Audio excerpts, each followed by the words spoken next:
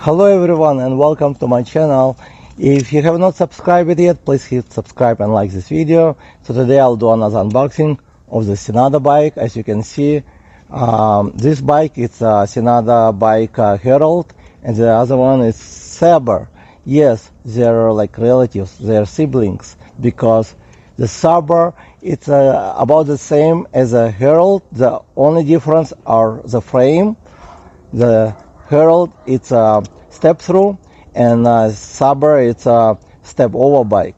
I'll ride it and I'll tell you if I feel any difference in frame, because I think difference in frame might be also give you different experience of riding, not only convenience to use a frame, because the step through frame will be much easier to get on the bike. But I'll tell you everything at the end of the video if it's good.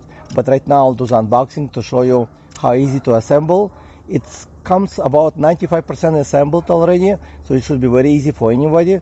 But if you have any problems to assemble, you can take to your local shop. They'll do it, probably not expensive. I did before with my other bikes. It's a big sales right now on Saber, and you can check link in description.